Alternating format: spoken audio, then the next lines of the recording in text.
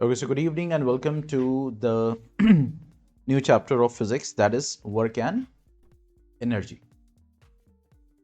ठीक है, interesting chapter है। तो कुछ कॉन्सेप्ट्स हैं जो हम लोग इसमें स्टडी करने वाले हैं, ठीक है। और जो न्यूमेरिकल्स होंगे, जो उस पर बेस्ड होंगे, उसको हम लोग क्या करेंगे, सॉल्व करेंगे, ठीक है। तो work and energy that we will start today, ठीक है। देखो, अगर हम इस दो टर्म को देखें कि भाई वर्क और एनर्जी जो टर्म है, ठीक है, तो इसके साथ में क्यों लिया गया है, ये जब हम चैप्टर में आगे प्रोसीड करेंगे, ठीक है, तो वो हमें समझ में आएगा बेसिकली, ठीक है। अब देखो, ये चीज हम जानते हैं कि जब भी फोर्स अप्लाई होता है, जब हम अप्लाई, जो पिछले चैप्टर्स हमने स्टडी किए, ठीक है, और वो चैप्टर्स हमने स्टडी किए, ठीक है, उसमें हमने मोशन के बारे में स्टडी किया, हमने laws of motion, yes exactly, we require energy to do the work. तो अब उसमें जो हमने स्टडी किया कि जब फोर्स अप्लाई होता है और वो जो फोर्स अप्लाई हो रहा है वो एक्सटर्नल अनबैलेंस फोर्स है, तो हमें क्या दिखता था, हमें बॉडी अगर रेस्ट में है तो मोशन में दिखती थी, ठीक है, मोशन में है तो रेस्ट में आ रही है, डायरेक्शन चेंज हो रहा है, ठीक है, या स्पीड में चेंज आ रहा है, ठीक है, ये सारी चीजें हमें जो है इफेक्ट ऑफ फोर्स में दिखाई देती थी। अब यही समझो कि अगर मान लो कि कोई बॉडी है वो डिस्प्लेस हो रही है, यानी एक जगह से दूसरी जगह मूव करे, अब उसकी स्पीड ज्यादा हो रही है, कम हो रही है, ठीक है, तो वहां पे हम ये बोलते हैं ना कि क्या हो रहा है कि उसके ऊपर फोर्स लग रहा है, मतलब कि वो बॉडी जो है क्या कर रही है, वो वर्क कर रही है, वर्क हो रहा है बेसिकली, ठीक है। तो इसीलिए अगर इस टर्म को हम देखें, जो कि जिसको हम बोल रहे हैं वर्क यहां पे, ठीक है, तो वर्क जो है एक तरह से एक लिंक प्रोवाइड करता है between force and energy. It is providing what, a link between force and energy, ठीक है।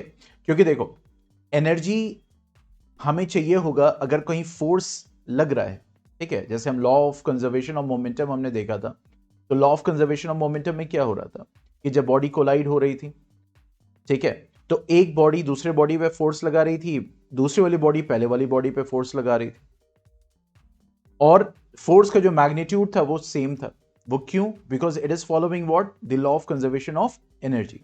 इसीलिए law of conservation of momentum में हमने जब देखा था तो मोमेंटम इसीलिए कंजर्व हो रहा था, ठीक है, क्योंकि एनर्जी को ना आप बना सकते हो ना आप उसको डिस्ट्रॉय कर सकते हो। तो अब यहां पे अगर फोर्स लग रहा है, ठीक है, so that requires what, an energy. तो अब एनर्जी रिक्वायर्ड है फोर्स लगाने के लिए, ठीक है। अब उसके लिए क्या करना पड़ेगा, बॉडी को क्या करना पड़ेगा, वर्क करना पड़ेगा। बात समझ में आ रही?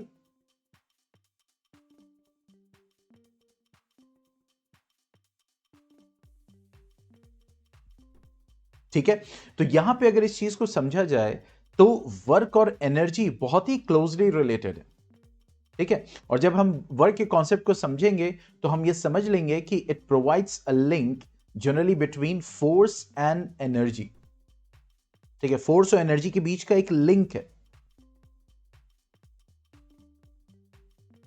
ठीक है। इसको ऐसे भी समझते हैं कि जैसे मान लो कोई वर्क हो रहा है, तो इस वर्क को करने में क्या रिक्वायर्ड है, एनर्जी रिक्वायर्ड, ठीक है, क्या रिक्वायर्ड है, एनर्जी, ठीक है। तो अब ये एनर्जी रिक्वायर्ड होगी वर्क को करने के लिए। अब जब वर्क हो रहा होगा तो वहां पे भी क्या हो रहा होगा, एनर्जी जो है वो स्टोर हो रही होगी।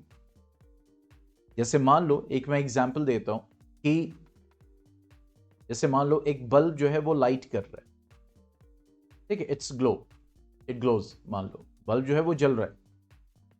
अब जब ये बल्ब जल रहा है तो जाहिर सी बात है it's working, it's doing a work, basically, ठीक है। और bulb is what, a kind of machine, it's a kind of machine, ठीक है। तो अब यहां पे अगर हम बात करें तो यहां पे इलेक्ट्रिकल एनर्जी जो है वो यूज हो रही है, ठीक है, जिससे वर्क हो रहा है, और उसके बाद वो किस में कन्वर्ट हो रही है, लाइट एनर्जी में, ठीक है, प्लस हीट, बल्ब हीट भी होती है, ये मेन एनर्जी होती है, और ये क्या होती है, वेस्ट होती है, अगर हम बल्ब को एज अ मशीन काम कर रहे हैं, ठीक है। तो इसीलिए अगर हम कहें तो वर्क ये भी कर रहे हैं, और वर्क के लिए क्या रिक्वायर्ड है, एनर्जी, और जब वर्क होता है किसी बॉडी पे वर्क होता है, ठीक है, तो वो एनर्जी जो होती है वो स्टोर होती है उस बॉडी में, जिस बॉडी पर वर्क होता है। एक दूसरा एग्जांपल मैं दे रहा हूं, जैसे मान लो तुम्हारे रूम में सीलिंग फैन है, ठीक है, अब वो सीलिंग फैन जो है वो जमीन में रखा हुआ है, तो अब उसके बाद क्या हुआ, उसके पास क्या एनर्जी है, उसके पास जीरो पोटेंशियल एनर्जी है। अब कोई बंदा आता है, वो अपनी मस्कुलर एनर्जी को यूज करता है और उस फैन को उठाता है, तो अब देखो किस पे वर्क हो रहा है, फैन पे वर्क हो रहा है। उस वर्क को करने के लिए मस्कुलर एनर्जी रिक्वायर्ड है, ठीक है। अब वो उठा के जो है ऊपर वो छत पे सीलिंग पे टांग देता है फैन को, ठीक है।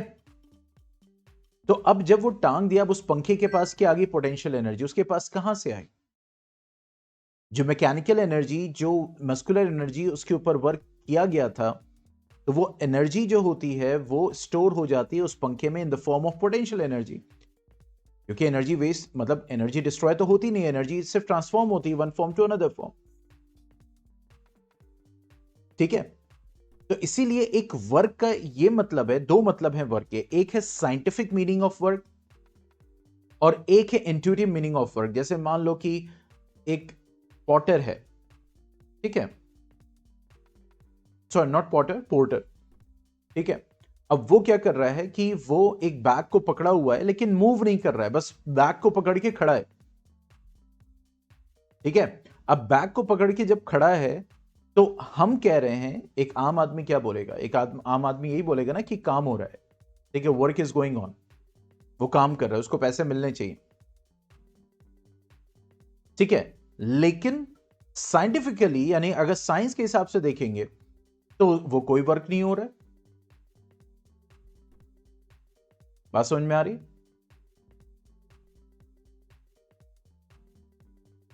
ठीक है। अब जैसे मान लिया आपने एक बुक पढ़ी, आप एक बुक ऐसे रख के पढ़ रहे हो, मान लो एक बुक रखी हुई है, आपने पकड़ी हुई है ऐसे, और 1 घंटा आपने उस बुक को पढ़ा, तो एक आम आदमी यही बोलेगा ना कि आपने वर्क किया, लेकिन साइंस के एतबार से आपने वर्क नहीं किया, ठीक है। इसी तरीके से अब यहां पे मतलब हम वर्क के, हम साइंटिफिक मीनिंग ऑफ वर्क को स्टडी कर रहे हैं। ये साइंटिफिक मीनिंग ऑफ वर्क क्या है, जैसे मान लो कि कोई कोई एक जैसे एक कैरी जिसको कहते हैं ना कार्ड बोलते हैं, अब उसमें आपने जो है कोई चीज डाल दी, कोई लोड डाल दिया, अब उसको आप यूनिफॉर्म वेलोसिटी से मूव करा रहे हो, यानी वेलोसिटी नहीं चेंज करी, 2 मीटर पर सेकंड, 2 मीटर पर सेकंड, 2 मीटर पर सेकंड, यानी वेलोसिटी यूनिफॉर्म है, तो आप कहोगे अरे भाई कार्ड जो है वो तो काम कर रहा है, अभी वर्क हुआ। लेकिन अगर साइंस के टर्म में देखेंगे वो वर्क नहीं हुआ, क्यों नहीं हुआ, इन सारी चीजों पे स्टडी करेंगे, ठीक है। इसी तरीके से एक बहुत बड़ा पत्थर है और आप उसको ढकेल रहे हो, मतलब एकदम पसीने पसीने हो जा रहे हो, तुम एकदम एग्जॉस्ट हो चुके हो, लेकिन वो पत्थर अपनी जगह से नहीं हिला, तो आम आदमी ये कहेगा भाई इसने बड़ी मेहनत की, बड़ा काम किया, लेकिन जो पत्थर नहीं हिला, लेकिन हाँ मेहनत जरूर की, काम जरूर किया, एक आम लैंग्वेज में। लेकिन अगर साइंस के कॉन्सेप्ट में देखें तो वर्क नहीं हुआ, ठीक है। तो अब यहां पे वही चीज है कि यहां पे जो हमें स्टडी करना है वर्क के कॉन्सेप्ट को, that is a scientific concept of work, बात को समझिएगा, ठीक है। आम लैंग्वेज के हिसाब से तो वर्क हुआ, लेकिन साइंटिफिकली ये जितनी भी सिचुएशंस मैंने आपको बताई हैं उसमें कोई वर्क नहीं हुआ, ठीक है।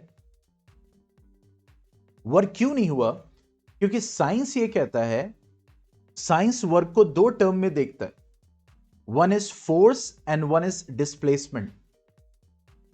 साइंस किस टर्म में देखता है वर्क को, कि फोर्स अप्लाई हुआ कि नहीं हुआ, और अगर फोर्स अप्लाई हुआ है तो फिर कितना वो बॉडी डिस्प्लेस की है, अपनी जगह से कितना हटी है।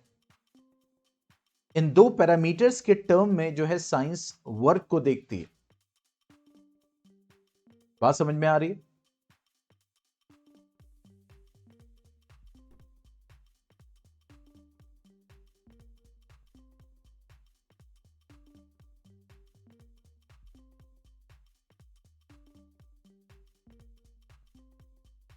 ठीक है, तो साइंटिफिकली अगर हम देखें तो हम कैसे डिफाइन कर सकते हैं कि work done, okay, by a force acting on a body is equal, नहीं, वो तो 1 न्यूटन, वो तो 1 जूल ऑफ वर्क को डिफाइन कर रहे हैं जुनैद, वर्क का ये डेफिनेशन नहीं है। ठीक है, so work done bye a force acting on a body is equal to the product of the force and the displacement of the body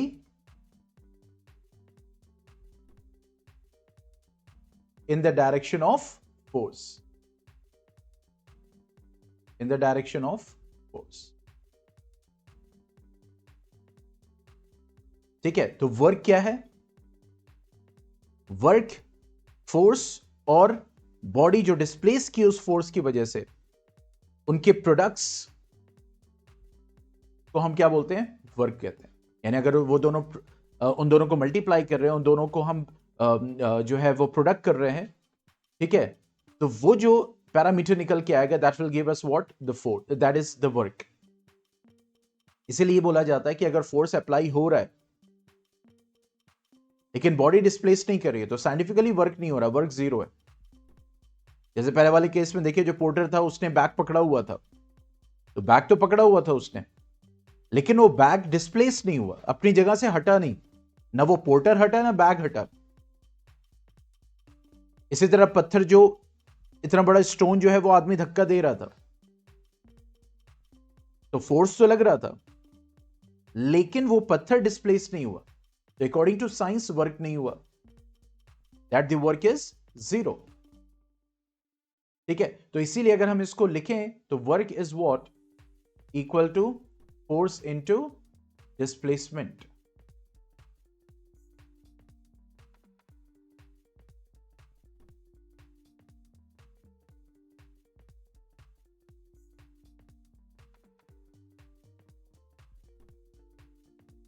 ठीक है, फोर्स इनटू डिस्प्लेसमेंट।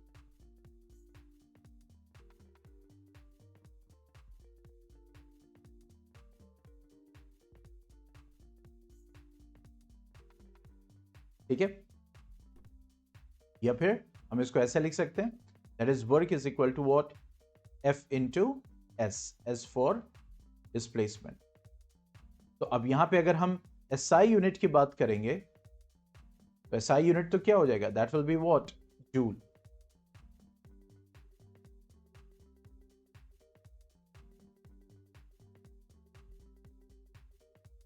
ठीक है, एसआई यूनिट क्या हो जाएगा? जूल हो जाएगा।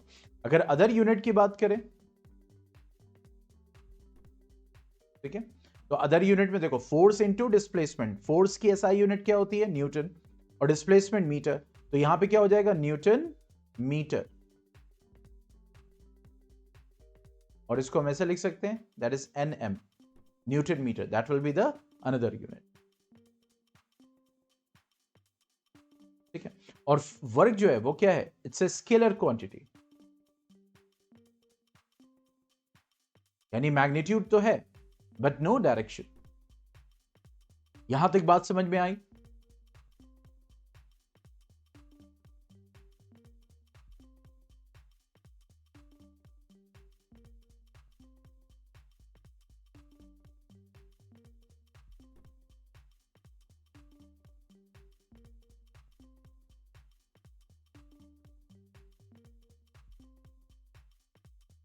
ठीक है, चलिए यहां तक कर लीजिए, फिर आगे बढ़ते हैं, आगे स्टडी करते हैं, फर्दर स्टडी करते हैं, उसको समझते हैं।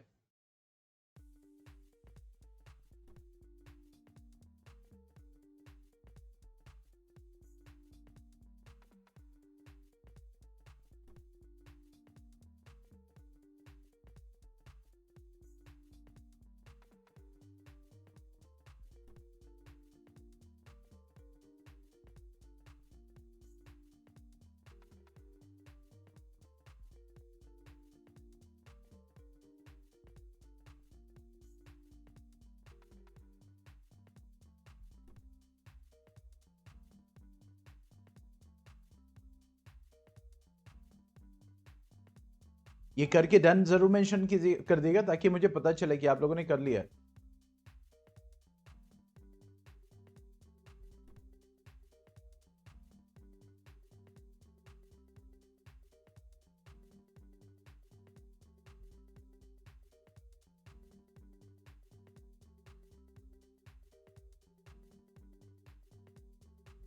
ठीक है, अब देखो, अब यहीं पे इसी अकॉर्डिंग अगर हमें डिफाइन करना हो कि what is 1 joule of work,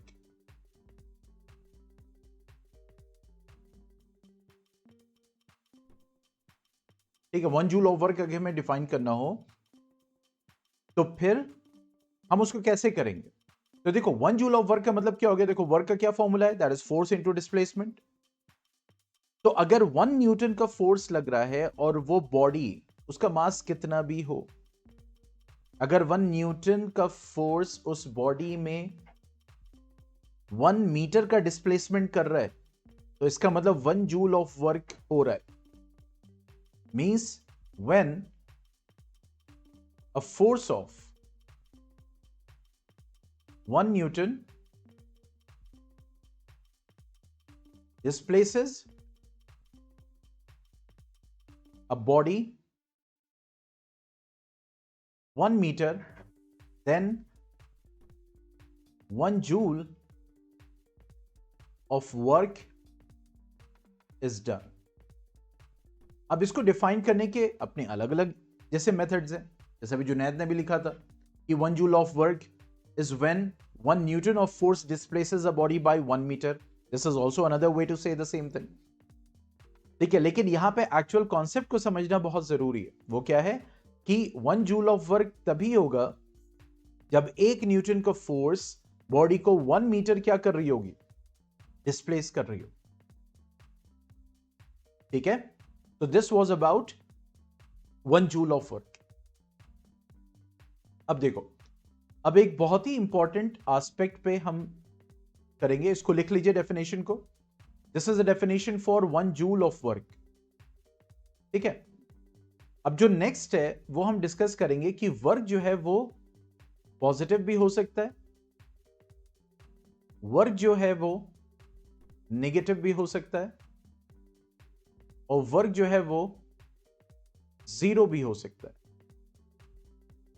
ठीक है, तो अगर डेफिनेशन लिख लिए तो मुझे बताइए, तो इसको फिर अंडरस्टैंड करेंगे कि वर्क किस केस में पॉजिटिव होगा, किस केस में नेगेटिव होगा, और किन केस में जो है जीरो होगा।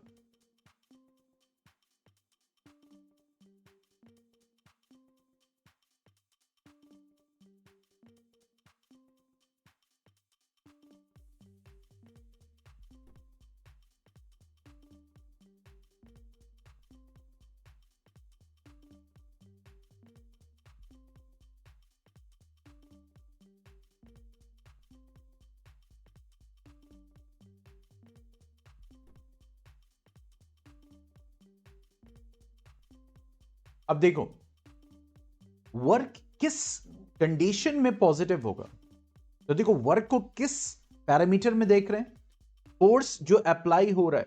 क्योंकि हमने स्टडी किया था पिछले चैप्टर्स में कि अगर किसी बॉडी में मूवमेंट हो रहा है, यानी वो रेस्ट से मोशन में जा रहा है, तो इसका मतलब अनबैलेंस्ड एक्सटर्नल फोर्स 100% अप्लाई हो रहा है।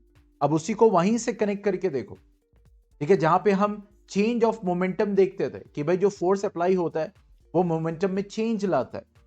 ठीक है, यानी कि उसकी वेलोसिटी में चेंज होता है तो उसके मोमेंटम में चेंज आता है, क्योंकि मास तो वेरी नहीं करेगा सेम बॉडी का।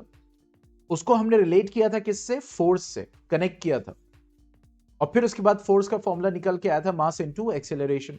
यहां पे भी यही बात हो रही कि जब एक बॉडी मूव कर रही है, ओके, मतलब वो डिस्प्लेस कर रही है from one position to the next position, तो इसका मतलब यहां भी फोर्स कनेक्टेड है, और हम ये कह रहे हैं कि वर्क हो रहा है, तो इसका मतलब वर्क जो है इट्स अ कनेक्शन, और उसके लिए क्या अप्लाइड है? उसके लिए क्या जरूरी है? एनर्जी। तो that's why it is work is what? A link between force and energy. तो पॉजिटिव कब होगा? कि मान लो कि एक बॉडी रखी हुई है, ठीक है, और उसके ऊपर फोर्स इस डायरेक्शन में अप्लाई हो रहा है, और जो बॉडी डिस्प्लेस कर रही है उसी डायरेक्शन में डिस्प्लेसमेंट हो रहा है, यानी जिस डायरेक्शन में फोर्स है उसी डायरेक्शन में बॉडी मूव कर रही है, ठीक है। तो उस केस में वर्क क्या लिखेंगे? Positive. Means the direction of force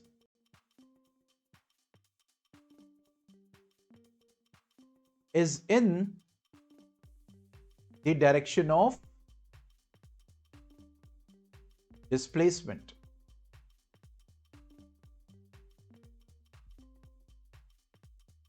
ठीक है, जो फोर्स का डायरेक्शन है वो डिस्प्लेसमेंट का डायरेक्शन है, यानी जिस डायरेक्शन में डिस्प्लेसमेंट बॉडी कर रही है उसी डायरेक्शन में फोर्स अप्लाई हो रहा है। जैसे बहुत कॉमन एग्जांपल है, कोई बॉक्स है, उसको आप क्या करते हो? धक्का देते हो, तो अब जैसे ही आप फोर्स लगा रहे हो तो उसी डायरेक्शन में जो है वो बॉडी मूव कर रही है। तो that will be the case of what? The positive work, और मैग्नीट्यूड जो आंसर आएगा वो पॉजिटिव आंसर आएगा। कोई डाउट इसमें? अगर नहीं है तो आगे बढ़ते हैं फिर।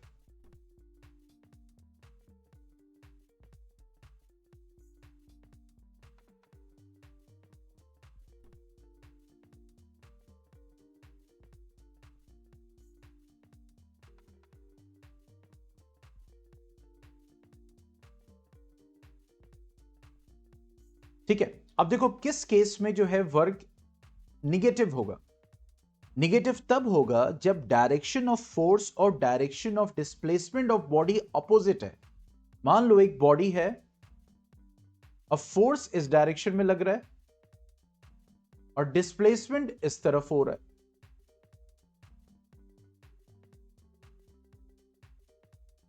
ठीक है। तो यहां पे हम क्या कंसीडर करेंगे कि यहां पे वर्क क्या है? निगेटिव है,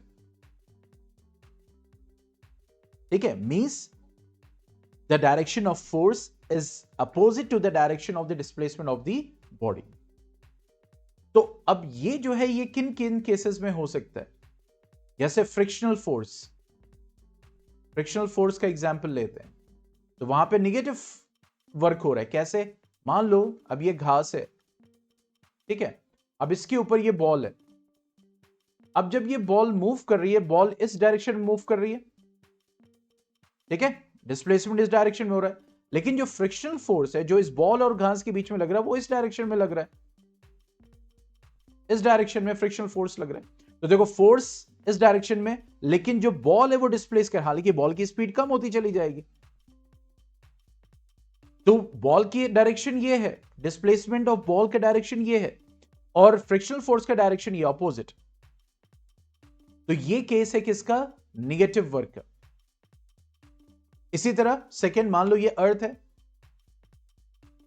अब एक बॉल है, आप उसको ऊपर फेंक रहे हो, अब वो ऊपर की तरफ जा रहा है, और हमने ये स्टडी किया था जब हम बॉल को थ्रो करते हैं तो धीरे धीरे धीरे उसकी वेलोसिटी कम होगी और एक पॉइंट आएगा जब वो क्या हो जाएगा? जीरो। तो अब देखो जैसे ही हमने इसको थ्रो किया, अब ये हवा में ऊपर जा रहा है, लेकिन जो फोर्स, ग्रेविटेशनल फोर्स का डायरेक्शन है वो नीचे लग रहा है। बात समझ में आ रही? यहां पे ग्रेविटी नीचे लग रही है, और बॉल का जो डिस्प्लेसमेंट है वो ऊपर की तरफ हो रहा है। बात समझ में आ रही? तो यहां पे ये जो वर्क होगा that will be considered as what? The negative. वो एक नेगेटिव जो है वर्क कंसिडर किया जाएगा। यहां पे भी फोर्स का डायरेक्शन और डिस्प्लेसमेंट ऑफ बॉडी जो है उसका डायरेक्शन क्या है? ऑपोजिट। बात समझ में आ रही? कोई डाउट यहां तक किसी को?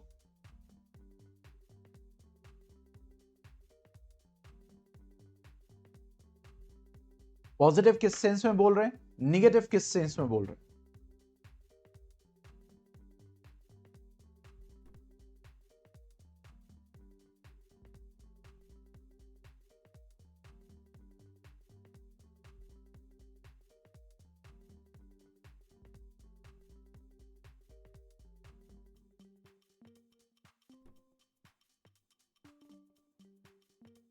ठीक है, अब आता है next condition and that is zero work. यानी जीरो वर्क का क्या मतलब?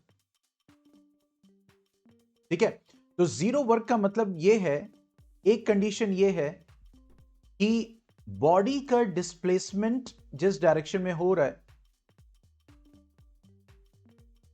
ठीक है, और फोर्स जो लग रहा है वो परपेंडिकुलर है। Means force is perpendicular to the direction of displacement of body. यानी बीच में 90 डिग्री बन रहा है, ठीक है, डिस्प्लेसमेंट ऑफ बॉडी। तो वर्क डन क्या होगा? जीरो। और यही वजह है जो सैटेलाइट्स, आर्टिफिशियल सैटेलाइट्स है, ये जो प्लैनेट है, ये जो सन के अराउंड रिवॉल्व कर रहा है, या सैटेलाइट्स प्लैनेट्स के अराउंड रिवॉल्व कर रही हैं, वो इसीलिए रिवॉल्व कर पा रही हैं क्योंकि जब वो मूव करती हैं, ठीक है, मान लो ये अर्थ है, ठीक है, और ये मान लो मून है, तो अर्थ मून पे जो है वो डायरेक्शन ग्रेविटी का ये है, ये अर्थ है और ये मून है, लेकिन मून जो है वो इस डायरेक्शन में डिस्प्लेस कर रहा है। तो अब देखो बीच में एंगल कितना बन रहा है? 90। तो वर्क डन जीरो। तो वर्क डन जीरो, तो वो मून जो है वो it keeps on revolving around the earth. तो जब परपेंडिकुलर डायरेक्शन होगा between the force and the direction of the displacement of the body, then the work will be what? Zero. Second condition क्या है? कि force ही zero है, यानी force लग ही नहीं रहा है, तो वर्क डन भी जीरो होगा। जब फोर्स लग ही नहीं रहा है तो बॉडी की पोजीशन तो वही रहेगी। हमने देखा भी है कि भाई जब फोर्स जीरो है, यानी कि बैलेंस फोर्स भी हो सकता है। इस बात को समझिएगा, बैलेंस फोर्स यानी फोर्स लग रहा है लेकिन नेट फोर्स जीरो आ रहा है, ठीक है, यानी बैलेंस फोर्स लग रहा है, ठीक है, तो उस केस में भी जो है वो जीरो है, यानी वर्क जीरो है, कोई काम नहीं हो रहा है according to science. Third condition इसमें यह कि फोर्स तो लग रहा है लेकिन डिस्प्लेसमेंट जीरो है। जैसे वो पत्थर वाला केस था कि वो आदमी उसके ऊपर फोर्स तो लगा रहा था लेकिन पत्थर अपनी जगह से हिल ही नहीं रहा था। तो according to science the work is zero. तो तीन कंडीशंस हैं जिसमें वर्क जो होता है वो जीरो कंसिडर किया जाता है, कि जब फोर्स का डायरेक्शन और जिसको कहते हैं कि जो डिस्प्लेसमेंट है बॉडी का डायरेक्शन वो परपेंडिकुलर हो। सेकेंड, फोर्स जीरो है। जीरो का मतलब है कि लिटरली जीरो है, कि फोर्स लग ही नहीं रहा है। जीरो का मतलब यह हो गया कि बैलेंस फोर्स है। हालांकि कोई भी बॉडी अगर रेस्ट में भी है तब भी उसके ऊपर फोर्स लगता रहता है, हमने स्टडी किया, ग्रेविटेशनल फोर्स तो लग ही रहा है उसके ऊपर, ठीक है। तो इसका मतलब नेट फोर्स क्या है? जीरो है उसके ऊपर, तब भी जो है work zero. And the third case is what? The displacement. Force लग रहा है लेकिन डिस्प्लेसमेंट जीरो है, तो अकॉर्डिंग टू साइंस वर्क नहीं हो रहा है, ठीक है। तो energy is required to do the work, and when the work is done, then energy is conserved in different form depending on what work is being done. यहां तक किसी को कोई डाउट है तो पूछ सकता है, नहीं तो डन लिखे, फिर हम आगे बढ़ते हैं न्यूमेरिकल पे। तो ये था concept of work according to science.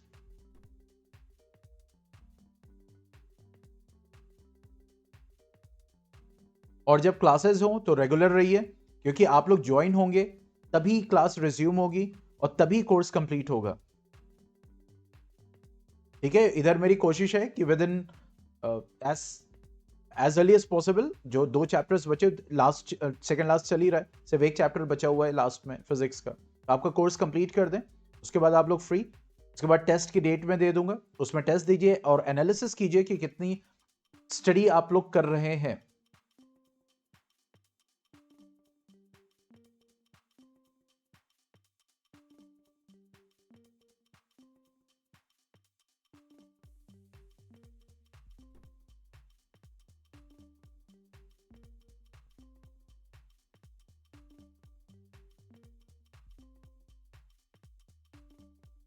Is it done? Madiha, Arham?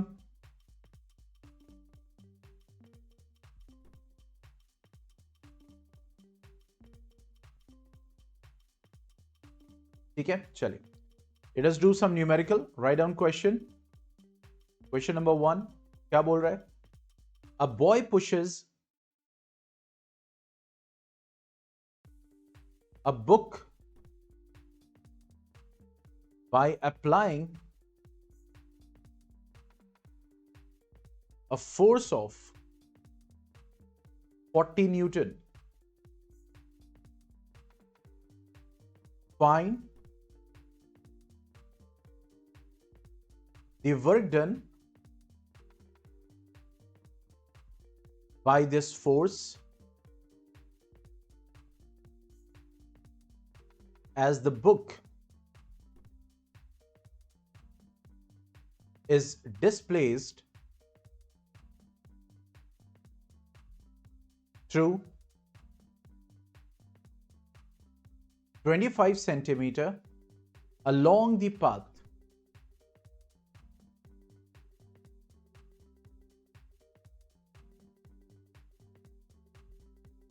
जल्दी से 1 मिनट दे रहा हूं, क्वेश्चन लिखिए।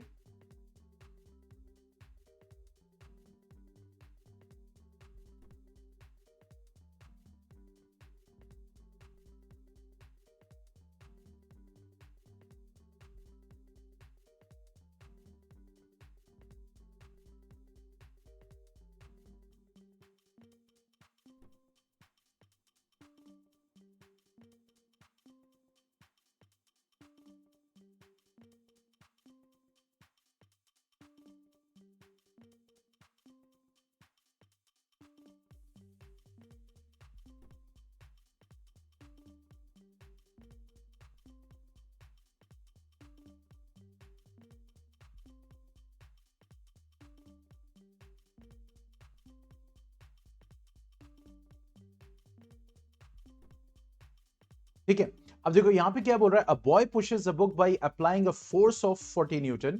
एक बुक को वो पुश कर रहा है और कितना फोर्स लगा रहा है, 40 न्यूटन। ठीक है, तो कह रहा है find the work done by this force.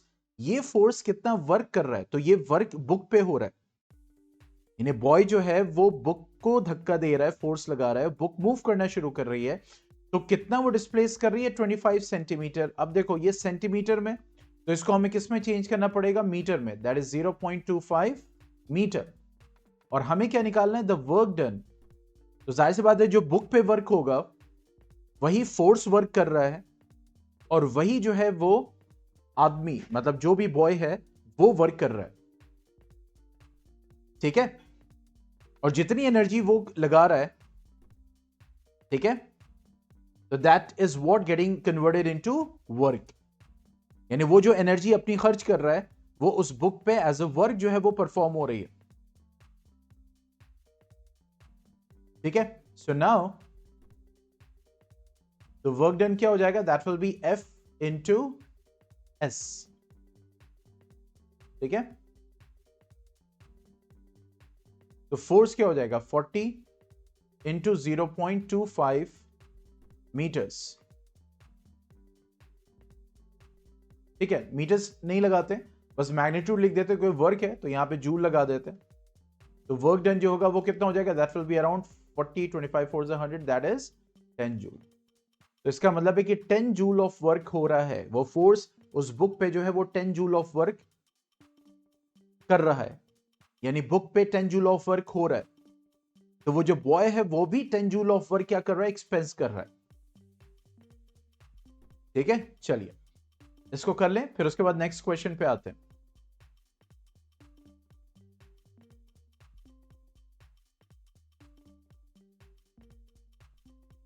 अब यहां पे जो बुक थी, बॉय जिस उस बुक पे जो फोर्स लगा रहा था उसी डायरेक्शन में डिस्प्लेसमेंट हो रहा था, इसलिए यहां पे वर्क पॉजिटिव है। अभी जब नेक्स्ट एग्जांपल कराऊंगा तो उसमें भी इसको समझ लेना।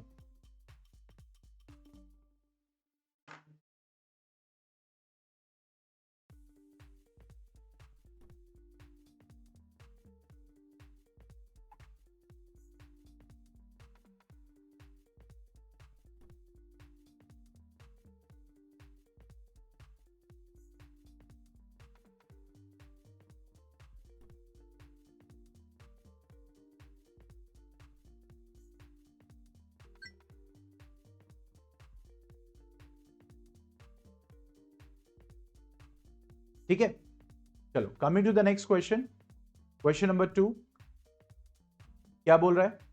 अ ball of mass 1 kg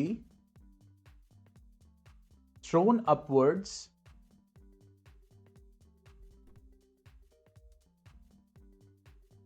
reaches a maximum height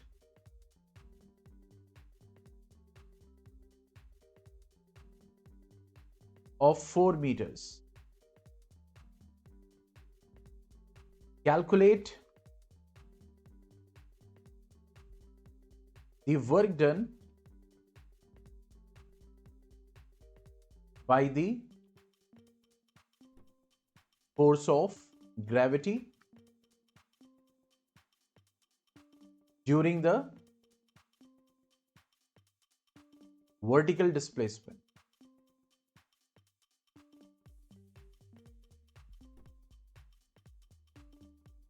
ठीक है, take g is equal to 10 meter per second square.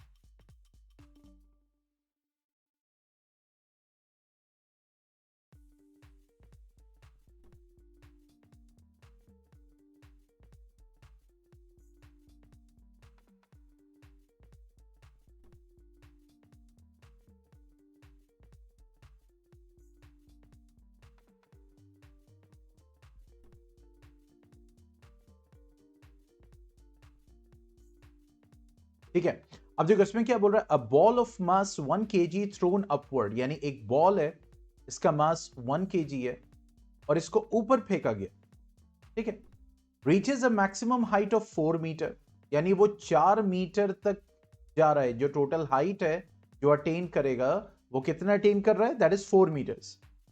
तो कह रहा है calculate the work done by the force of gravity during the vertical displacement, यानी फोर्स ऑफ ग्रेविटी इसके ऊपर कितना वर्क कर रही है। ठीक है,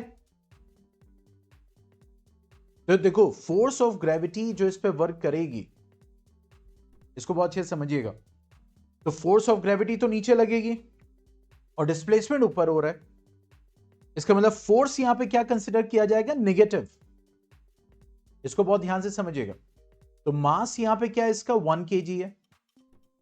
हाइट जो डिस्प्लेस हो रहा है तो वो यहां पे s होगा, दैट इज 4 मीटर्स। g की वैल्यू क्या लेनी है? दैट इज 10 मीटर पर सेकेंड स्क्वायर। और वर्क डन हमें निकालना है। तो अब देखो, अब जो लिखेंगे वो क्या लिखेंगे? वर्क डन जो यहां पे होगा वो होगा minus F into S. Negative force लग रहा है, ऑपोजिट फोर्स लग रहा है, निगेटिव मतलब ऑपोजिट। ठीक है, तो वर्क डन अगर हम देखें तो यहां पे डायरेक्ट फोर्स तो दिया नहीं हुआ है, लेकिन क्योंकि यहां पे फोर्स क्या होता है? एम इंटू ए होता है। ठीक है, तो यहां पे जो फोर्स लग रहा है वो क्या हो जाएगा? दैट इज एम इंटू जी। तो ये हो जाएगा माइनस एम इंटू जी इंटू एस। तो वर्क क्या हो जाएगा? That will B minus 1 into 10 into 4, ठीक है, जूल। तो ये हो जाएगा। तो देखो प्लस और माइनस कैसे मेंशन करना है उसके लिए मैंने ये क्वेश्चन कराया है। तो देखो वर्क डन कितना हो गया? Minus 40 joule. माइनस 40 का मतलब ये हो गया कि डायरेक्शन यानी वर्क जो है वो ऑपोजिट डायरेक्शन में हो रहा है, यानी फोर्स जो है वो ऑपोजिट, या फोर्स लग रहा है तो डिस्प्लेसमेंट ऑपोजिट डायरेक्शन में हो रहा है। निगेटिव ये इंडिकेट कर रहा है। और कितना work? That is around 40 joule. ठीक है,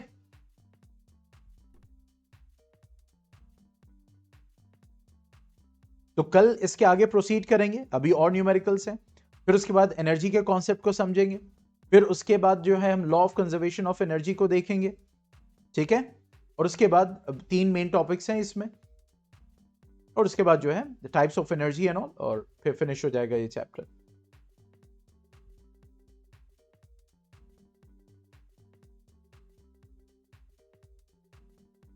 ओके,